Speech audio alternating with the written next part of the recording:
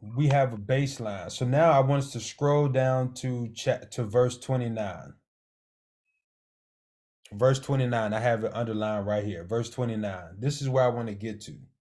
Because we're talking about, I know we had a conversation about sex just now, but we're really talking about marital accountability, marital responsibility, and spousal awareness. So let's read. I Let me say this as a concession, not as a command. But I wish everyone. But if you do. But let me say this, dear brothers and sisters, the time that remains is very short. So from now on, those with wives should not focus only on their marriage. Those who weep, or who rejoice, or who buy things should not be absorbed by their weeping, or their joy, or their possessions. Those who use the things of the world should not become attached to them. For this world as we know it will soon pass away. I want you to be free from the concerns of this life. An unmarried man can spend his time doing the Lord's work and thinking how to please him. But a married man has to think about his earthly responsibilities and how to please his wife. All right. So now, as a married person, Paul is divvying between this idea of unmarried people and married people. And he's saying unmarried people, they have a responsibility to the Lord only. That's why he said can spend his time doing the Lord's work and thinking about how to please him. But a married man has to think about his earthly responsibilities and how to please his wife. So husbands, let's take a moment. Are you pleasing your wife? We're not talking about sex only. We're talking about in the totality, right? Now, let's be honest. Women can be a lot. Us men in our circles, we have these conversations. Yes, ladies, we do have these conversations. We're just gonna put it out there, okay? And for a lot of men, their wives can tend to be a lot. Now, God made them that way. That's why we have to talk about these things. But understand this, fellas, you have a responsibility to the Lord and to your wife. Now, listen to me. Your marital responsibility begins with your relationship with God. Your marriage is always going to highlight and reflect your challenges with your relationship with God.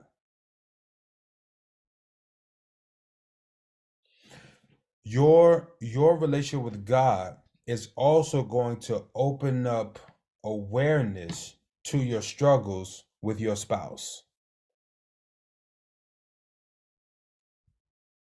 If you don't spend time with God, you're probably not going to spend a lot of time with your wife.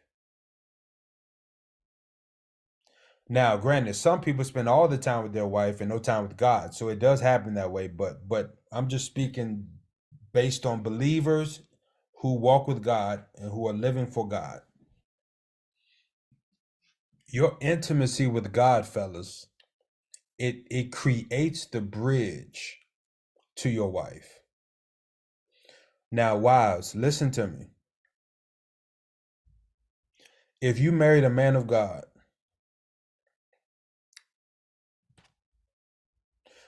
first, let me preface this.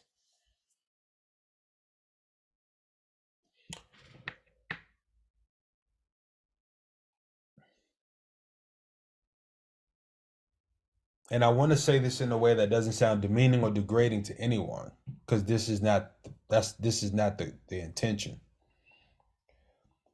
Our communities are made up of different types of men and women, and as it pertains to our relationship with God. We want to marry men and women of God. That's the goal as believers. But not every man and woman is has a commitment to God at the same level.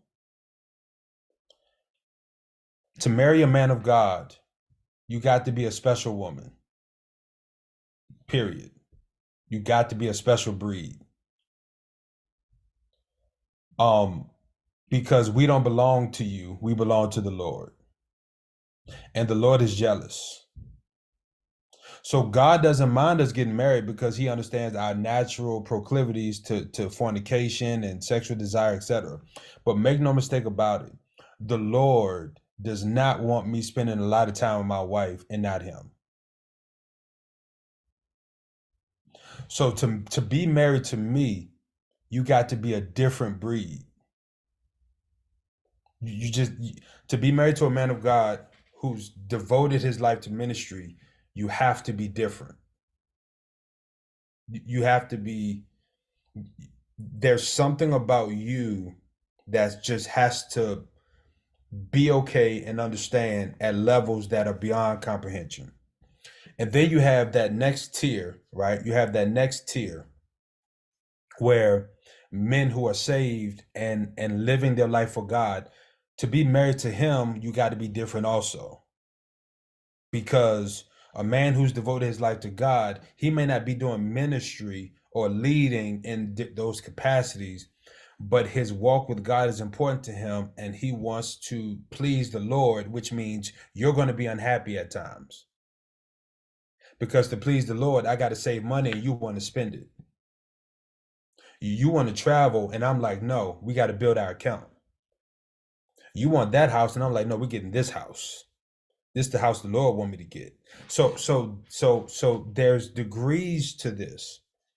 And then you have the next degree down where a man, he believe in God, but he might not be serious about it. He might, he go to church from time to time, and that's their walk. To be married to that man is a little bit easier because you're not fighting for his time with the Lord.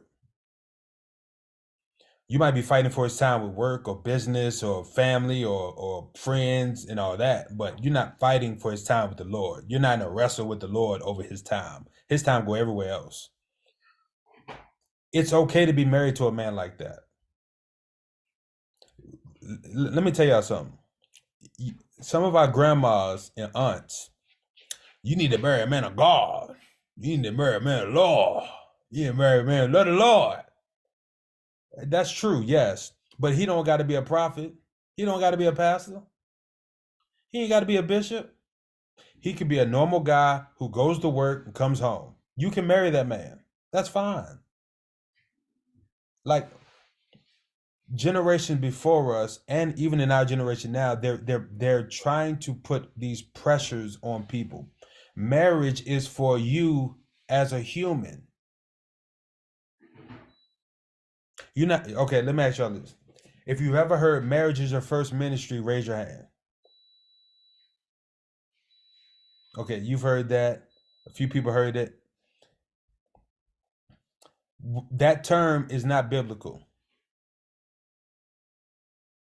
Marriage is not your first ministry. God is.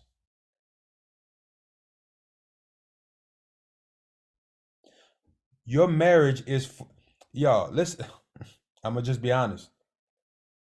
Your marriage is for your natural life. That's why it's no marriage in heaven besides your marriage to God. There is no husband and wife in heaven except God and us. We're married to God in heaven. When you go to heaven, half of y'all don't want to see each other when y'all get to heaven. Y'all had enough of each other.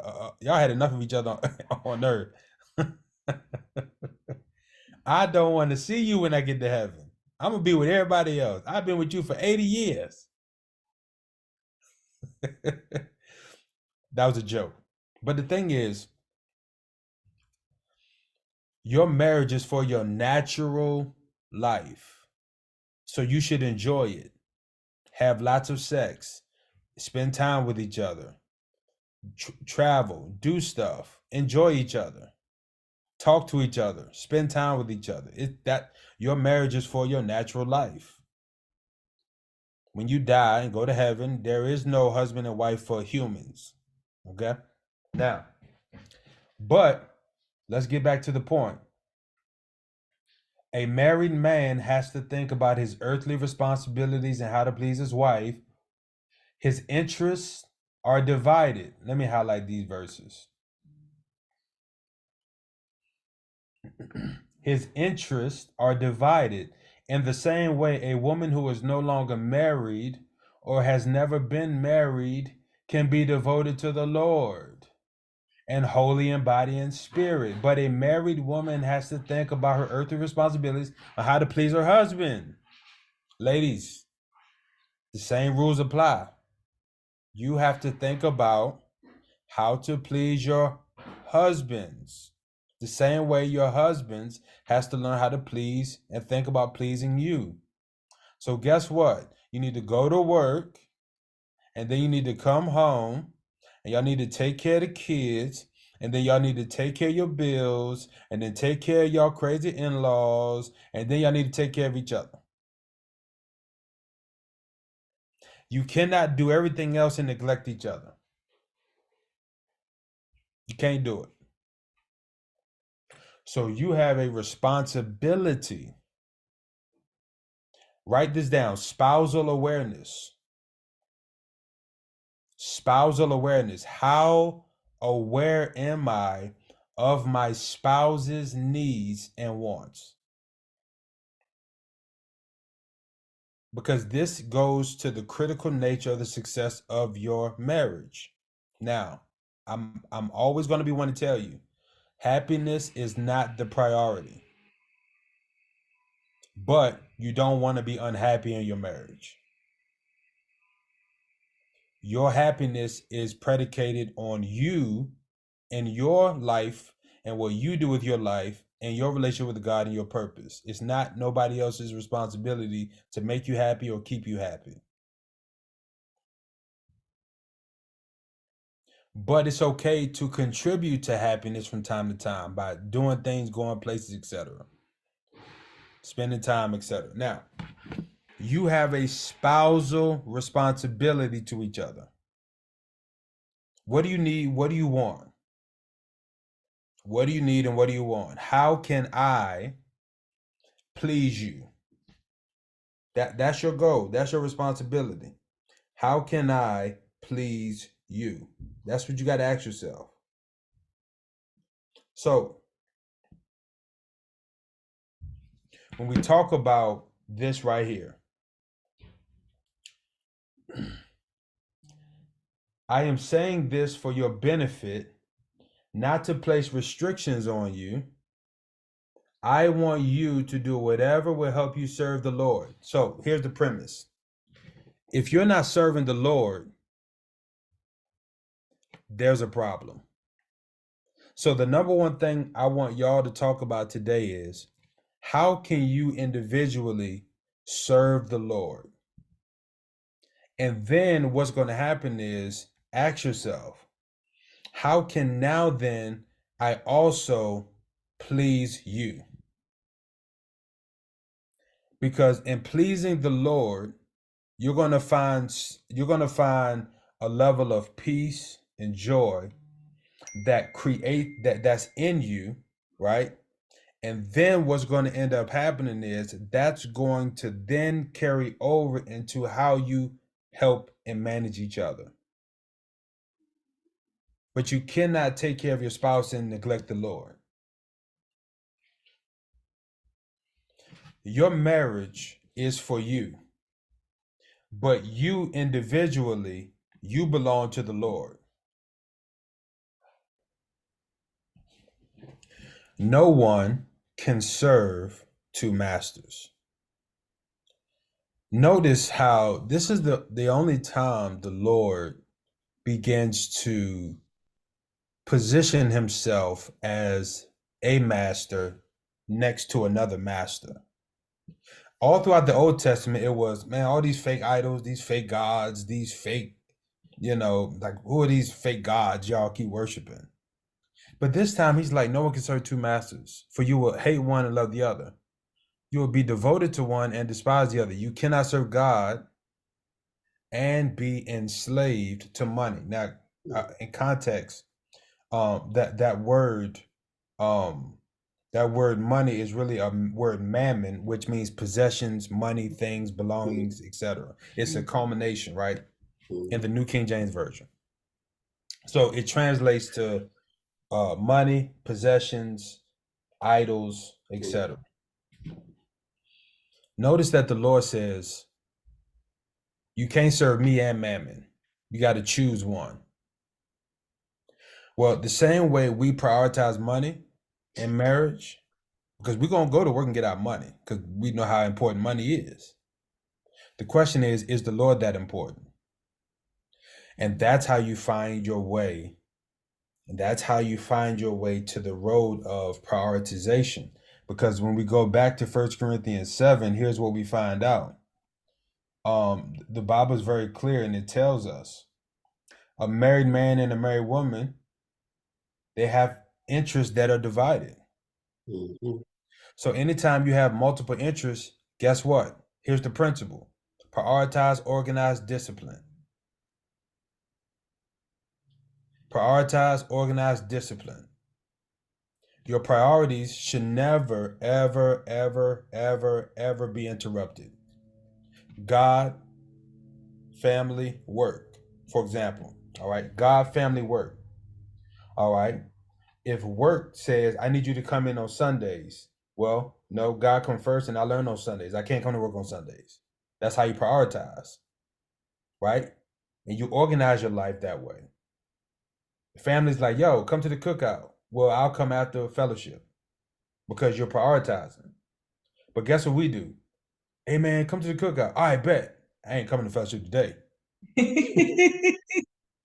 because we don't have a priority. Yeah. Sorry, we haven't prioritized correctly. So we'll put everything out of order whenever we feel like it. But guess what? God, family, work, right? Wednesday morning. Hey, man, hey, come to the crib, man. We doing a morning cookout. No, I got to go to work.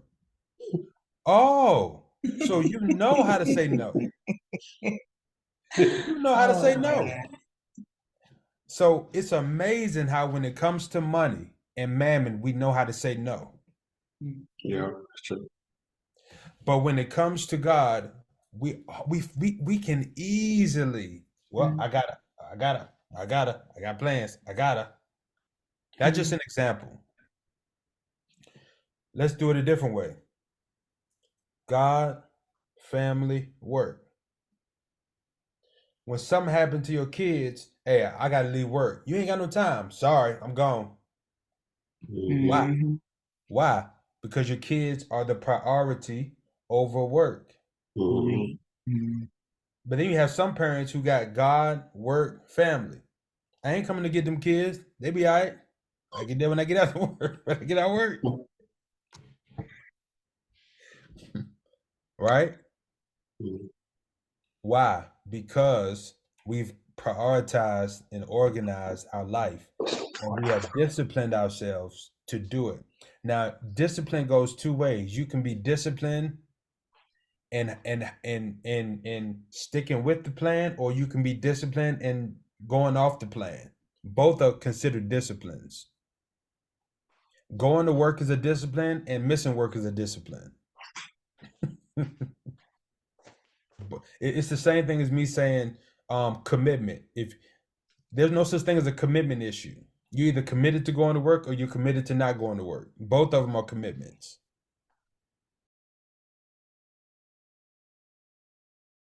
Does that make sense? So lastly, I want to dive into this briefly, really briefly. Paul was writing to the Corinthian church at this time, and he was dealing with a lot of questions surrounding relationships and marriage. Now, we live in a different time today, and so it's obvious that we may,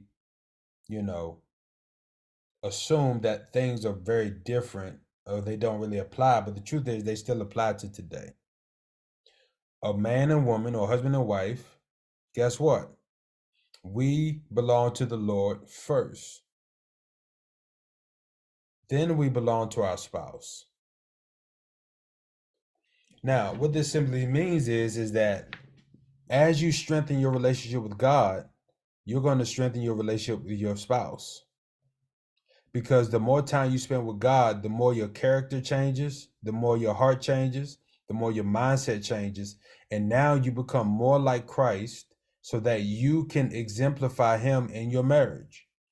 That's where the love and the patience and the gentleness and the kindness and the no record of wrong keeping and overlooking offense and dropping your pride and letting your ego go and communicating and listening before you talk. And that's how all of that stuff becomes a part of your new nature, because you spend time with the Lord in prayer, in meditation, fasting, etc. This is why we show up on Sundays for fellowship, because it is a sharpening tool for us. Long gone are the days where you just go to church and hear somebody talk for an hour. Now, people still do it, but that's why it's not effective anymore. People, they go hear a message and they don't nothing really change. It's just good for the moment. But we need dialogue. We need conversations. We need questions. We need answers. We need direction. We need guidance. And for a long time, marriage has been neglected. And so we don't want to neglect marriage anymore. Your money ain't neglected. Your friends and your family ain't neglected. Your business ain't neglected, but your spouse is? No. We don't want to do that.